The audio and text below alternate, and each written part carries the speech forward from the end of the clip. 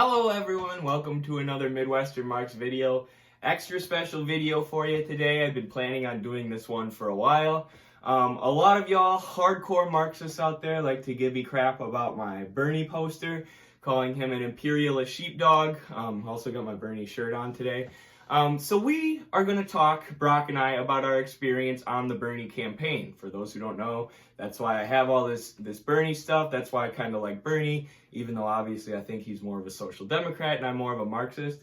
But definitely don't get it twisted. We have critiques of the campaign, and I've refrained from talking about the campaign in depth till now because I was waiting to do this podcast with Brock and talk about what we thought the campaign did well and what we thought the campaign needed to do better. And our experience working within the campaign in Iowa for a few months. So yeah, how you doing, Brock? I am great. Yeah. Ready to go. Brock's a social work major. Yep. Basically works to put the Band-Aid on the gaping wounds of our system. So, yep. Great way to put it. All right, so let's get into the campaign. What was your reasoning for getting involved with Bernie?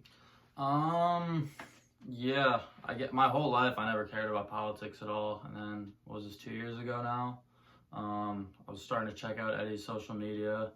He was saying some stuff. I grew up conservative, so I think I had kind of a lot of counterpoints for him, and then, he told me what was up. I started to get into it. Obviously, I was a social work major, so I started to really see, the problems that are in this country. Prison system, environment, you name it, a bunch of stuff. And then so Eddie convinces me to go to this Bernie rally. I think he's crazy. There's no way I'm going. Somehow he gets me to go, and all of a sudden, I was mind blown hearing this dude talk. It was every single thing I learned about that was fucked up. Am I allowed to say fuck? Yeah, you can swear. All right, cool. Every single problem I heard about this country, he just lists off one by one, and yeah, I'm gonna fight to change this. So I was just kind of blown away by it. I always thought all politicians were just the same thing, but I don't know. This guy just seemed different to me, so I decided to take a chance and start working on the campaign. Yeah, the rallies are a great event for getting people fired up and getting people involved. Rallies don't win elections is what they told us, and clearly they didn't because we didn't win, but but they do get people fired up and get people more down to organize, and Bernie's a good speaker too, so. But yeah, so then we both got involved with the campaign. I believe that was in December. Maybe we started volunteering before that, but eventually they asked us to apply as interns, and we did. And we became interns for the Bernie Sanders campaign, and then we were getting paid to work for the campaign full time. Once we were actually part of the campaign, it wasn't like a curtain was drawn back, but there were some things from the inside that we had to adhere to, and some things that we saw that were questionable, to say the least. If you're a campaign that's trying to take political power for the working class in a country like America, where power is so stacked in the hands of the capitalist class. So the first thing we noticed, or the first thing I noticed that I wanted to talk about, was they were constantly making me delete my tweets. Almost always these were tweets aimed at Pete Buttigieg, who is one of Bernie's main competitors in Iowa, aimed at Joe Biden, who is his other competitor, and I would have to delete these tweets because they were too mean. We were being too harsh on the other liberal or Democratic candidates because theoretically if Bernie won, we need to come together in the end and vote for Joe Biden, right? Well, I don't really care about coming together to vote for Joe Biden. Joe Biden isn't doing anything for workers. He's funding an apartheid state in Israel. He's continuing all the violence of U.S. imperialism. So that rubbed me the wrong way, and clearly having, a social media presence kind of blow up after the campaign ended. Not to say, I would have influenced the campaign and would have blown up on social media if they didn't make me delete my tweets, but it is a little frustrating. I felt like the campaign wasn't tapped into maybe the rage that the working class and that a lot of young people feel in this country. And they were kind of trying to censor us and censor that rage, and I don't think that was a good idea. That was kind of the whole general vibe too. It was super, don't offend anyone, be super nice, don't talk down on anything. It just seemed very artificial and ineffective, honestly. Yeah, and that transitions maybe into one of our other issues. Was on the app that they gave us for knocking doors. They give you a little app, and it tells you what doors to go to. They only left on that app, I believe, maybe independents and people who are registered Democrats, which, I understand because Bernie's running as a Democrat, but he ran as an independent in Vermont and flipped a Republican state in Vermont to a blue state by talking to the working class and talking to the unions. And, a lot of these people aren't even registered. A lot of people, I think something like 40% of Iowa isn't even registered. So, yeah, you want to talk a little bit about the infrastructure of that app and having us only talk to liberals in an area that we knew very well? Yeah, it sucks. Here I am, I'm learning all this stuff about I was planning on, helping poor people or even just average people, college kids, people who can't afford rent. And then we're going to these suburbs with $500,000 houses trying to convince these rich people to vote for Bernie. And it was just ineffective. The one time that me and our other buddy ended up going to an apartment complex, all of a sudden people's eyes are lighting up. Oh, they're going to control rent. He's going to make sure my rent doesn't get jacked up. He's going to help with healthcare. Like, those were the people we should have been talking to all the time, but we just weren't. It was just hours wasted walking through these super nice neighborhoods.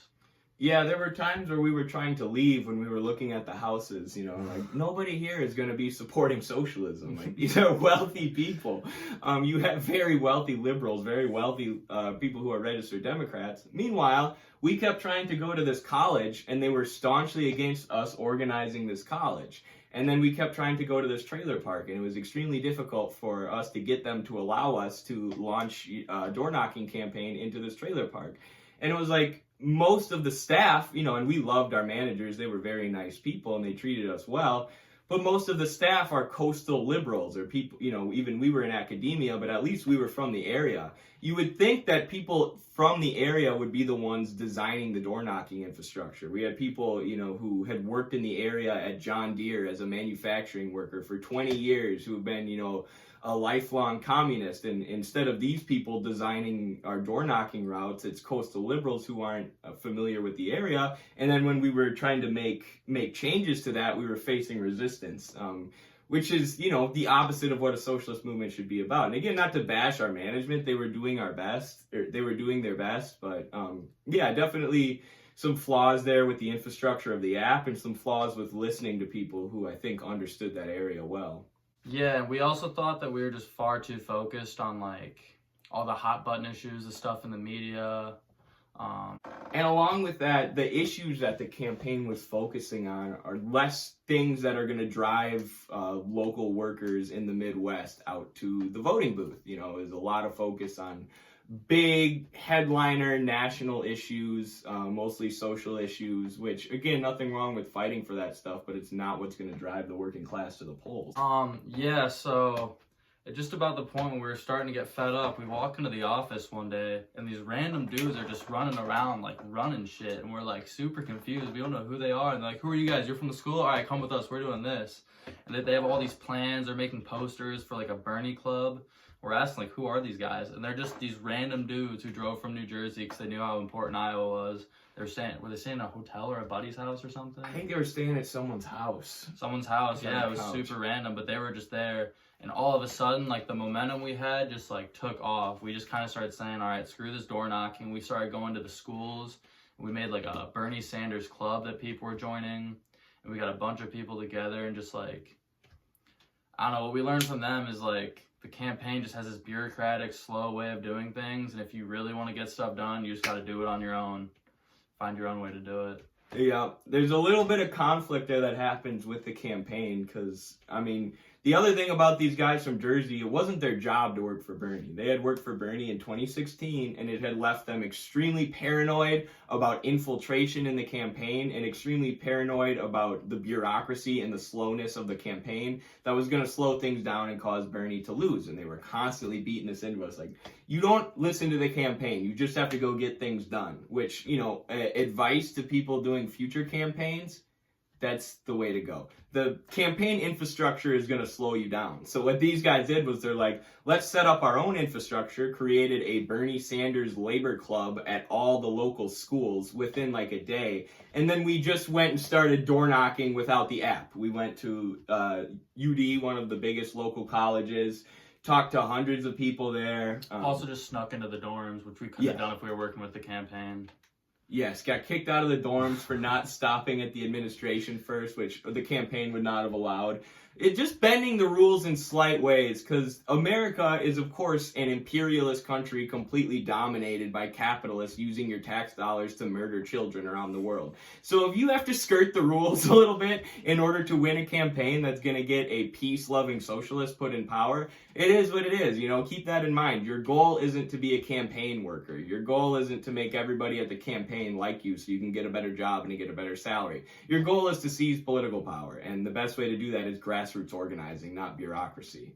They kind of taught us the attitude too of like, just go for it. Don't try to like, fiddle around, do this. Like, they made that club in a freaking day. They had all these posters on. They just started making them. They're like, if you think too much, you're not going to get it done. You just got to go and make it happen. Yeah, it's like that saying, an ounce of action is worth a ton of theory or whatever. If getting up and just going and knocking some doors is way more important than reading, and I'm someone who really encourages reading theory, so.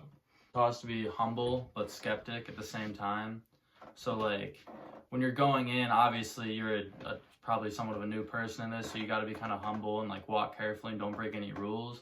But at the same time, don't just assume everyone there is like super smart and knows way more than you, and you can't be like doing anything on your own. Like, we realized that pretty quick, that they were kind of scrambling and about as clueless as we were, so we just kind of had to hit it, start doing our thing.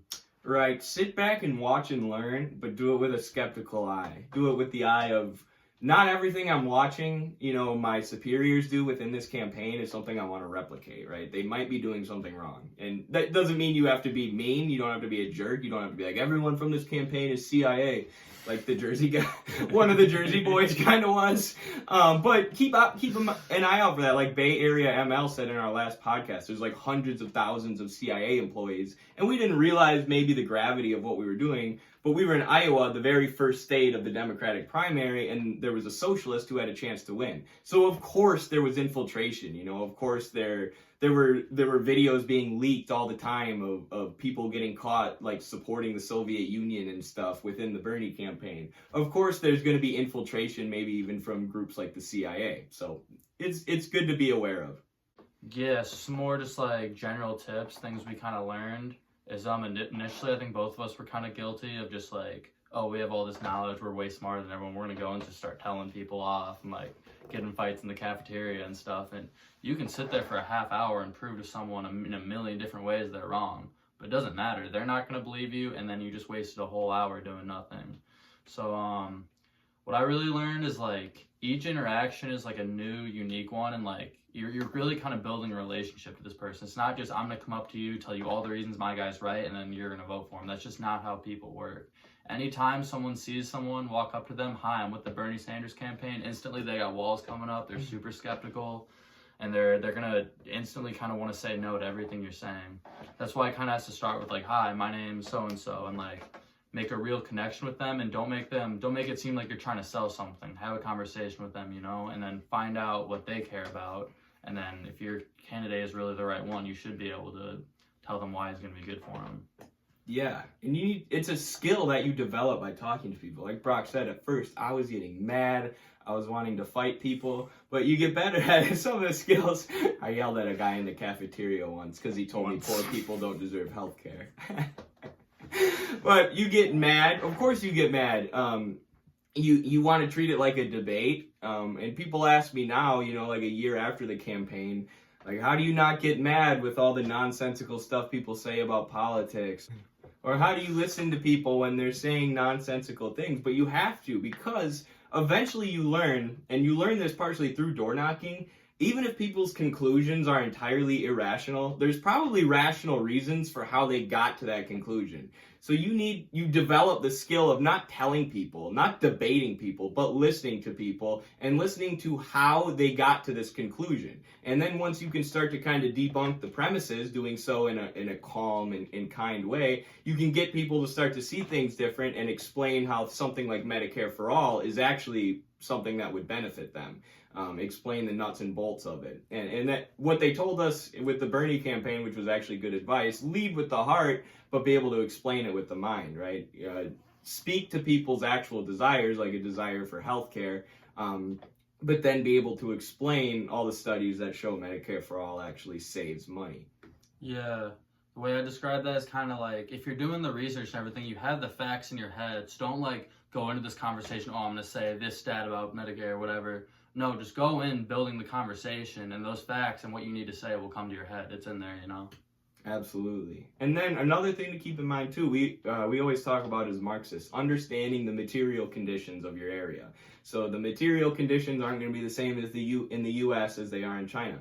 That applies to states and localities as well. So with a campaign, you want to localize your focus. If you know that there's a major issue, like for us, for example, Brock figured out during the campaign that there was a local trailer park who was being threatened with being evicted from their homes. So we organized a door knocking campaign to go out there and talk to these people about Bernie's rent policy. Understanding the specific conditions of the place you're running is super important. And if you read Bernie's biography, that's essentially what he had to do to flip Vermont from a red state to a blue state, is understand the conditions of Vermont and what the working class actually wanted.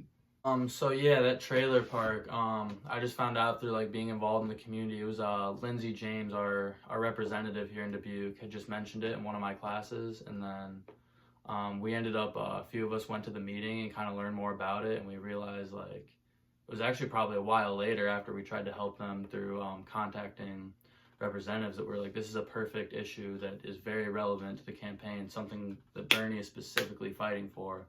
So I guess the point there is just, I mean, every area has their own unique issues, their own unique things, and you got to find those and attack those, because that's what's going to change people's minds. You know, at the end of the day, people are really voting for what's going to change their everyday life.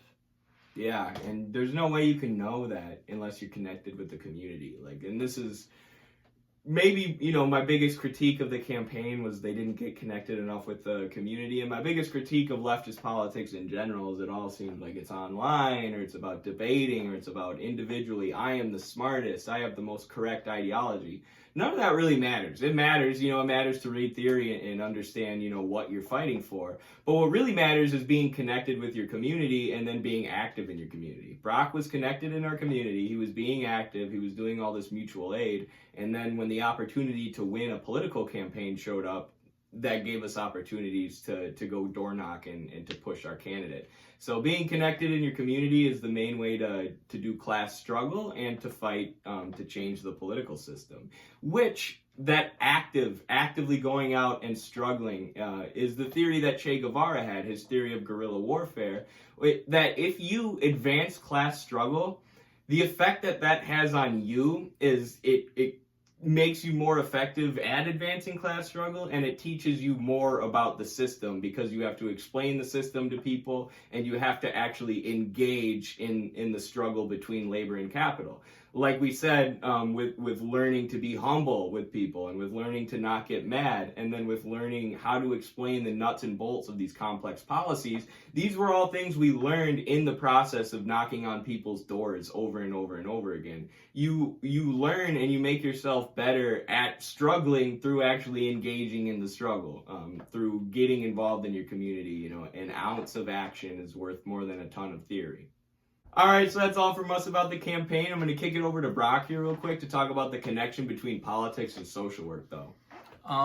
Yeah, just as a social worker, I mean, in my intro class, like, it was kind of just like basic learning all the issues in America, and you learned that one of your biggest responsibilities is to advocate. And so I guess I learned in my time that I had, just from my major and the things I'd been involved with, I had a lot of knowledge about what affects people and kind of specifically in the community, what issues are important, and, you know, how to get people, how to reach people, how to connect with them. So if you are in social work, getting involved in politics, whether it's at the local level or 3 years from now when we have our next one, just, you have a lot of knowledge that will be useful. For sure. All right, thanks for coming on, Brock. Really Thank you for having me, Eddie. You bet. Go Bernie. Smash that like button. No, fuck. Subscribe!